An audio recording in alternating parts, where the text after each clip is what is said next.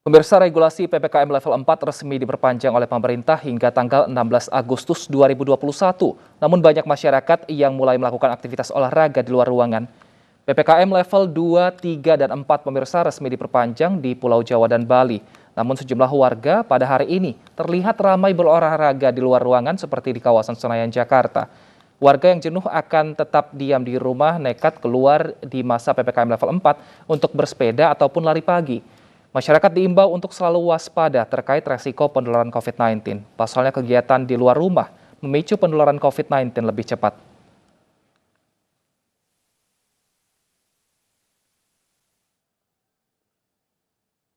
Sementara itu, Dirlantas Polda Metro Jaya mensosialisasikan penyesuaian aturan di masa perpanjangan PPKM level 2, 3, dan 4 hingga 16 Agustus 2021 mendatang.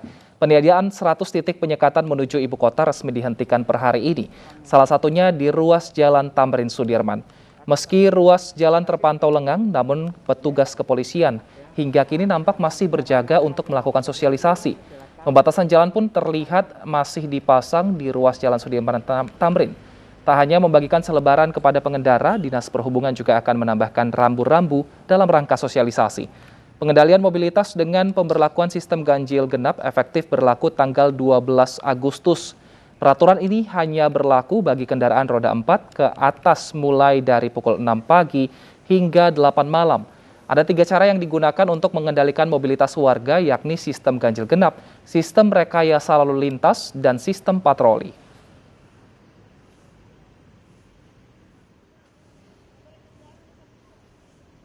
Salah satu aturan yang berubah dalam pemberlakuan pembatasan kegiatan masyarakat PPKM level 4 di DKI Jakarta adalah sistem ganjil genap yang kembali diberlakukan. Meski 100 titik penyekatan dihentikan, surat tanda registrasi pekerja tetap berlaku. Penyekatan dibuka 1 titik dari surat Kepala Dinas mulai tanggal 12 sampai 16 akan ada pemberlakuan ganjil genap ya, mulai dari jam 6 pagi sampai jam 20 di 8 ruas jalan di DKI Jakarta. Kemudian juga melakukan pengendalian mobilitas kawasan dengan sistem patroli selama 24 jam di 20 titik. Dikendalikan dengan sistem patrol. Setelah sebulan menerapkan 100 titik penyekatan menuju ibu kota, kini dihentikan dan diubah menjadi 3 sistem pengendalian mobilitas masyarakat, yakni sistem ganjil genap, sistem patroli, dan sistem rekayasa lalu lintas.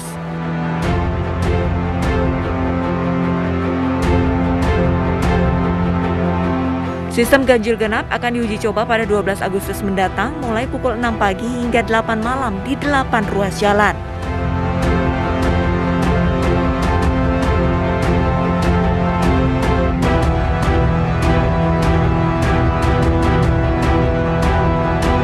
Sementara untuk sistem patroli berlangsung di 20 kawasan dengan pengawasan 24 jam.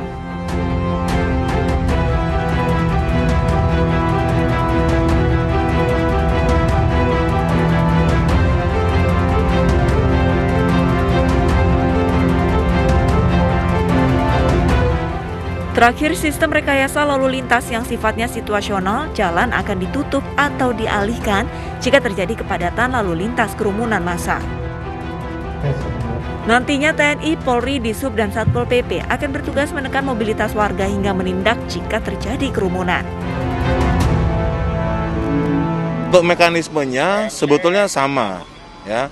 Jadi kalau kemarin itu yang kita periksa adalah STRP-nya, surat tugasnya, apakah dia kritikal esensial dan sebagainya, maka mulai besok yang kita periksa adalah plat nomornya.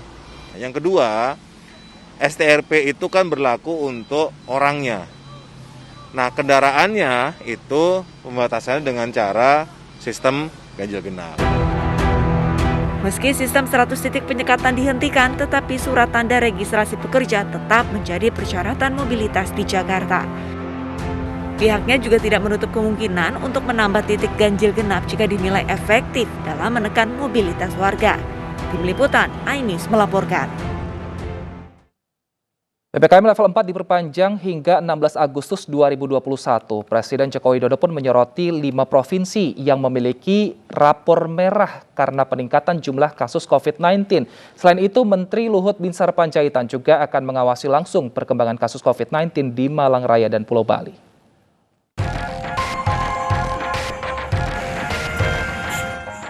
Pemerintah memperpanjang PPKM level 2, 3, dan 4 hingga 16 Agustus 2021 di Jawa Bali. Dampak PPKM dinilai telah berhasil menurunkan kasus di sejumlah daerah yang menerapkan aturan PPKM tersebut termasuk di wilayah aglomerasi. Namun berbeda dengan kasus di Malang Raya dan juga Bali yang belum menunjukkan tren penurunan kasus COVID-19, sehingga pemerintah akan lakukan intervensi pada 2 wilayah ini guna menurunkan laju kasus corona. Bahkan Menteri Menko Marves yang juga sebagai koordinator PPKM Jawa Bali akan turun langsung ke lokasi. Perlu saya jelaskan bahwa penurunan kasus dan perawatan rumah sakit juga terjadi di sejumlah aglomerasi di Jawa Bali. Kecuali masih ada masalah di Malang Raya dan juga di Bali. Untuk itu pemerintah akan segera melakukan intervensi kedua wilayah ini untuk menurunkan laju penambahan kasus. Tim kami sekarang sedang bergerak ke sana dan saya sendiri juga nanti akan pergi mengunjungi kedua daerah ini. Nah, pemirsa, salah satu provinsi yang diberikan rapor merah oleh Presiden Joko Widodo karena melonjaknya kasus COVID-19 adalah Kalimantan Timur. Untuk membahasnya sudah bersama kami Gubernur Kalimantan Timur, Bapak Isran Nur. Selamat siang, Pak Isran Nur. Siang.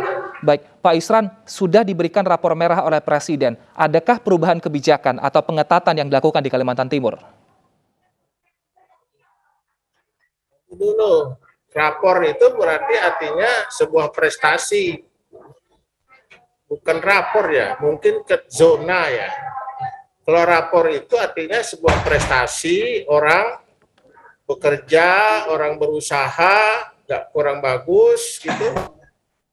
Tapi kalau zona merah, oke, setuju.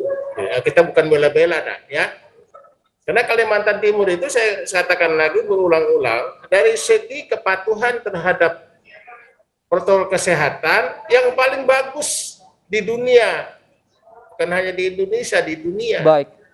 Kenapa? Kan hasil penilaian dari BNPB, Kaltim itu di atas 96% rata-rata di seluruh kabupaten kota dalam ketaatan terhadap protokol kesehatan. Baik Pak Isran, Ya, jika ternyata ada hal-hal lain yang memang di luar kemampuan pemerintah. Gimana? Baik Pak Isran, jika ternyata tadi kata Pak Isran warga ini taat, tapi nyatanya tanggal 5 Agustus ini yang positif ada 126.033 orang dan tanggal 9 Agustus ada 13.280 orang. Artinya terus bertambah. Ini berarti taat atau tidak taat, Pak, sebenarnya? Kenapa kalau jika taat, kenapa ada yang terus bertambah setiap harinya? Itu dia. Artinya kalau dari segi ketaatan kan bukan kita yang mengevaluasi. Yang evaluasi itu hasil daripada evaluasi dari BNPB pusat Jakarta. Nah, artinya untuk soal ketaatan masyarakat Kalimantan Timur itu sudah patuh gitu. Nah, terus saja dalam hal ini melakukan evaluasi dari sisi mana. Karena awal dan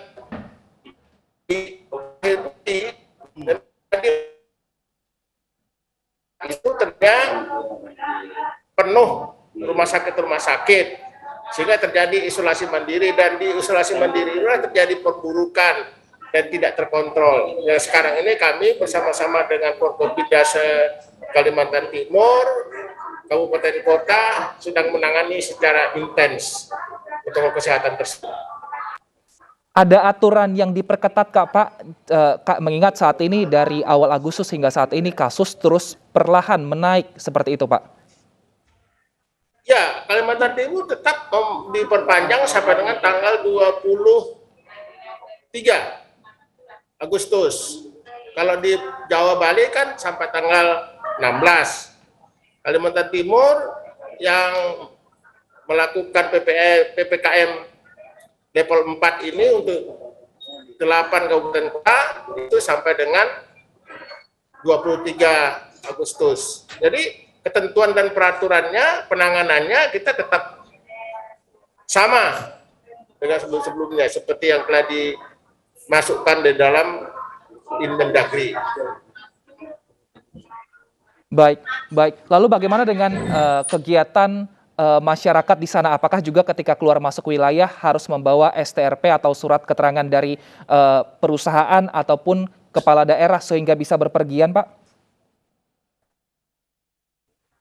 Nah, kalau di perkotaan kan tidak terjadi dan kita tidak menggunakan itu. Karena kan kegiatan perusahaan-perusahaan kan tidak pada wilayah perkotaan, wilayah pedesaan, dan pengembangan usaha-usaha sumber daya alam seperti tambang batu bara, sawit. Nah, itu di kawasan-kawasan yang tidak ada kegiatan keluar masuk kecuali mereka di dalam. Jadi tidak ada yang orang dari luar masuk, kemudian luar masuk pergi keluar gitu. Baik, baik. Terima kasih Pak Isranur. Kita harapkan semoga penanganan di sana bisa lebih baik sehingga angka kasus tidak lagi tinggi dan rapor merah mungkin atau peringatan dari Presiden ini tidak lagi kembali terjadi di evaluasi berikutnya. Terima kasih Pak, sehat selalu. Pemirsa, nelayan dan ABK di Muara Angke antusias mengikuti vaksinasi. Informasi selengkapnya kami hadirkan usai jeda berikut.